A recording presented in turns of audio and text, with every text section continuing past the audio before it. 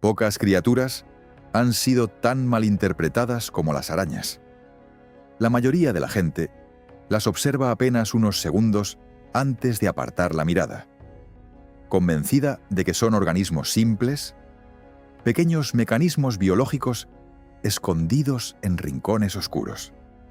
Sin embargo, cuanto más se estudian, más evidente resulta que detrás de su apariencia discreta existe una de las estructuras evolutivas más sofisticadas jamás desarrolladas por la naturaleza. Y hay algo profundamente irónico en ello. Mientras muchos humanos sienten rechazo o miedo hacia las arañas, varias de las tecnologías del futuro podrían inspirarse precisamente en ellas. La complejidad no siempre adopta formas gigantescas ni llamativas. A veces se esconde en organismos silenciosos, capaces de resolver problemas fundamentales de la vida con una eficiencia extraordinaria. Las arañas llevan cientos de millones de años perfeccionando estrategias para desplazarse, detectar estímulos, capturar presas y sobrevivir utilizando apenas la energía necesaria. Nada sobra en su diseño. Nada está colocado al azar. Estos animales no evolucionaron para resultar adorables ni espectaculares ante nuestros ojos. Todo en ellas apunta hacia la optimización. Y esa capacidad no se encuentra concentrada únicamente en un gran cerebro o en una estructura dominante. Está distribuida por todo su organismo, integrada en sus patas, en sus sensores microscópicos, en cada filamento de seda y en cada vibración que son capaces de interpretar, aunque nosotros ni siquiera podamos percibirla. A lo largo de cientos de millones de años, la evolución no moldeó a las arañas como depredadores veloces, repletos de fuerza muscular. Eligió algo mucho más extraño y eficiente. Organismos capaces de extender parte de su percepción hacia el exterior. Su relación con el entorno no termina en la superficie de su cuerpo. Continúa a través de estructuras que ellas mismas fabrican. La seda representa el ejemplo más evidente de este fenómeno, aunque no es el único. En el plano genético, las arañas poseen una de las configuraciones moleculares más singulares del reino animal. Los genes responsables de producir seda, conocidos como espidroínas, son inmensos, repetitivos y extremadamente difíciles de replicar. No están diseñados para la simplicidad, sino para la variabilidad.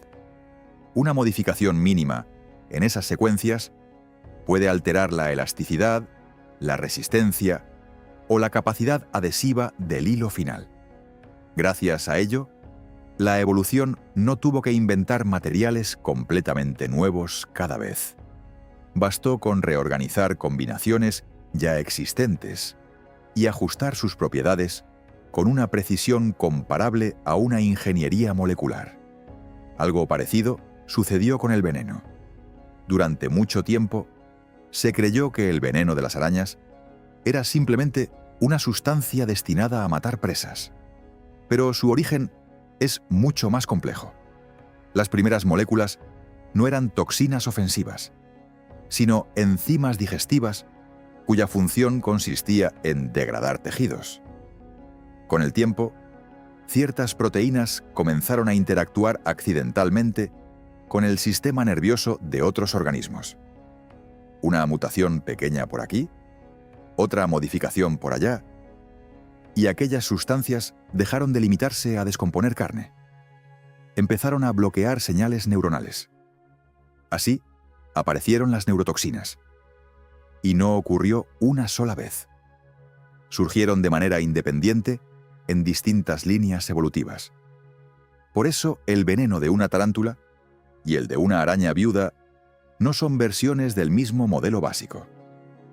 Son respuestas diferentes a un mismo desafío biológico. Cada una se especializó para actuar sobre presas concretas, dentro de ecosistemas específicos y bajo estrategias de caza particulares. La evolución nunca persiguió una solución universal perfecta. Generó múltiples respuestas suficientemente eficaces. Si el veneno representa química avanzada, la seda encarna física llevada casi al límite de lo imaginable. A escala nanoscópica, las fibras de seda se organizan en estructuras llamadas láminas beta, regiones rígidas alternadas con zonas amorfas mucho más flexibles. Esa combinación produce un material resistente sin volverlo quebradizo, elástico sin perder estabilidad. Puede estirarse una fracción enorme respecto a su longitud original y aún así recuperar la forma inicial. Todo esto ocurre sin fábricas, sin altas temperaturas, sin procesos industriales contaminantes. Solo intervienen proteínas, agua y tiempo. Pero reducir la seda únicamente a un material sería perder la parte más fascinante del asunto. Para la araña, la seda también funciona como sistema sensorial. Cada hilo transmite información. Cuando un insecto queda atrapado en la red, no activa una simple señal genérica. Produce un patrón concreto de vibraciones con frecuencias, intensidades y duraciones específicas. La araña no necesita observar directamente a la presa, ni escucharla en el sentido tradicional. Identifica su presencia a través de la manera en que hace oscilar el entorno construido por ella misma. Eso convierte a la red en algo mucho más complejo que una trampa. Es una extensión perceptiva, un órgano sensorial distribuido en el espacio. Mientras los vertebrados concentramos nuestros sentidos en estructuras localizadas principalmente en la cabeza, la araña dispersa parte de su percepción fuera del cuerpo. Percibe a distancia mediante construcciones externas que, funcionalmente, actúan como si fueran prolongaciones de su anatomía. Lo más impresionante es que estas redes rara vez son permanentes. Muchas especies las destruyen y reconstruyen todos los días. Consumen nuevamente la seda para recuperar proteínas y luego elaboran otra estructura desde cero. No lo hacen únicamente porque las redes estén dañadas. Lo hacen porque el ambiente cambia. Cambia el viento, cambia la humedad, cambia la disponibilidad de presas. La red que funcionó ayer puede dejar de ser óptima hoy. Eso revela algo profundo sobre la forma en que interactúan con el entorno. Las arañas no solo reaccionan a las condiciones externas, modifican activamente el ambiente para mejorar su capacidad de percepción y acción. Esa dinámica puede interpretarse como una forma de cognición, no una cognición humana basada en pensamientos abstractos, sino un acoplamiento continuo entre cuerpo, entorno y comportamiento. Incluso la mecánica de su cuerpo parece inspirada más en sistemas industriales que en organismos animales. Las patas de las arañas no se extienden principalmente mediante músculos. Utilizan presión hidráulica, la hemolinfa, el fluido corporal que circula dentro de ellas, es impulsada hacia las extremidades para forzar la extensión de las articulaciones. Este mecanismo permite movimientos poderosos y saltos sorprendentes en especies cazadoras, aunque también implica vulnerabilidad. Una pequeña perforación en el exoesqueleto puede provocar pérdida de presión y con ella incapacidad para moverse. Por eso, las arañas muertas suelen aparecer con las patas encogidas. No es una postura deliberada, sino el resultado del colapso hidráulico. Sobre esa base mecánica, existe además un sistema sensorial extremadamente refinado. Miles de diminutos pelos cubren el cuerpo de las arañas. No cumplen una función decorativa. Son detectores especializados capaces de percibir movimientos mínimos del aire. Algunos registran desplazamientos tan pequeños que se acercan al límite físico de detección. Otros reaccionan ante vibraciones equivalentes a sonidos. Sin oídos ni tímpanos, las arañas pueden escuchar mediante deformaciones mecánicas de su propio cuerpo. Luego aparece la visión, aunque no todas las especies dependen de ella del mismo modo. Muchas confían casi por completo en vibraciones. Sin embargo, las arañas saltadoras desarrollaron capacidades visuales extraordinarias. Sus ojos principales funcionan como telescopios diminutos. Poseen retinas organizadas en capas móviles que exploran el entorno sin necesidad de desplazar la cabeza. Utilizan la dispersión lumínica para calcular profundidad y detectan longitudes de onda invisibles para nosotros. El universo visual que perciben probablemente sea mucho más extraño y complejo de lo que podemos imaginar. Todo esto desemboca en conductas que desafían nuestras ideas preconcebidas sobre animales con cerebros pequeños. Algunas arañas no atacan inmediatamente. Analizan, rodean, evalúan rutas menos peligrosas y ajustan sus movimientos, especialmente cuando cazan otras arañas capaces de defenderse. Estos comportamientos sugieren memoria espacial, anticipación y selección estratégica. No porque piensen exactamente como nosotros, sino porque su inteligencia parece distribuida entre el cuerpo, los sensores y el ambiente. Tal vez el verdadero error consista en asumir que toda inteligencia debe parecerse a la humana. Quizá las arañas no sean menos inteligentes, sino inteligentes de una manera que apenas comenzamos a entender. Si aceptamos que gran parte de su capacidad cognitiva no reside exclusivamente en el cerebro, entonces debemos replantearnos muchas ideas tradicionales sobre la mente animal. Durante siglos hemos utilizado el tamaño cerebral como principal medida de inteligencia. Más neuronas equivalían a mayor capacidad cognitiva. Menos neuronas implicaban menor sofisticación. Las arañas rompen por completo esa lógica.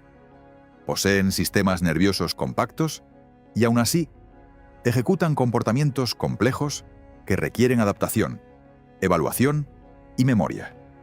La explicación más razonable no es que escondan un cerebro milagroso, sino que dependen de una cognición distribuida. Parte del procesamiento ocurre en el sistema nervioso central, pero otra parte se desarrolla en las patas, en los sensores mecánicos, en los pelos que captan movimientos del aire y en la seda que transmite vibraciones. El cuerpo deja de ser un simple soporte para la mente y se convierte en parte activa del proceso cognitivo. La red, a su vez, deja de ser una herramienta externa para transformarse en una extensión funcional del sistema nervioso. Esta forma de inteligencia encarnada tiene implicaciones enormes. Sugiere que la mente podría surgir no solo de grandes cerebros centralizados, sino también de sistemas bien coordinados entre percepción, acción y entorno. La complejidad no siempre necesita concentrarse en un único lugar. A veces, emerge precisamente de la distribución. Cuando observamos a una araña modificar la arquitectura de su red según el viento, la humedad o la densidad de insectos, no estamos viendo simples reflejos automáticos. Presenciamos un proceso continuo de calibración y autooptimización. La geometría de la red determina qué insectos quedan atrapados y cuáles logran escapar. Cambiar la separación entre los hilos significa alterar la dieta. Modificar la ubicación implica transformar el flujo de información que recibe. La araña no se limita a existir dentro de un ecosistema. También lo reorganiza activamente a pequeña escala. Y ese ecosistema nunca permanece quieto. Durante millones de años, arañas e insectos han participado en una carrera evolutiva permanente. Cada mejora en el vuelo de los insectos, cada modificación en sus alas o en sus patrones de movimiento, ejerció presión sobre las redes de seda. Como respuesta, surgieron estructuras más resistentes, más flexibles y más difíciles de detectar.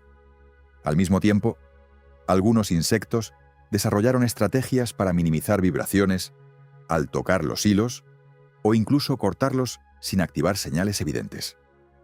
No se trata de una batalla definitiva entre vencedores y derrotados. Es un proceso constante de adaptación y contraadaptación.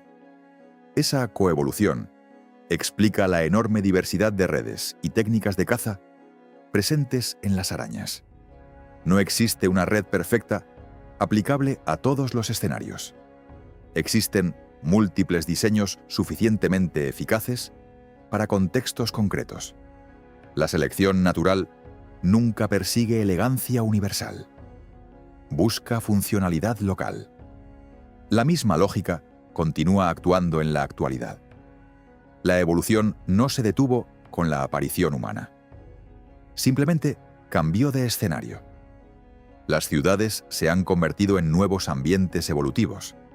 Superficies artificiales, estructuras rígidas, iluminación constante y corrientes de aire alteradas. Para muchas especies, eso representa un problema.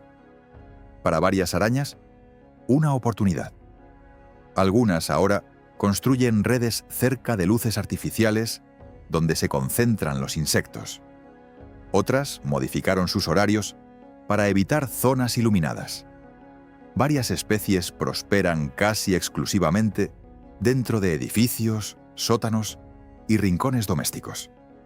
Estas poblaciones urbanas permanecen parcialmente aisladas de sus parientes silvestres y con el tiempo, ese aislamiento puede producir divergencias genéticas y nuevos procesos de especiación impulsados no por selvas ni montañas, sino por concreto y vidrio.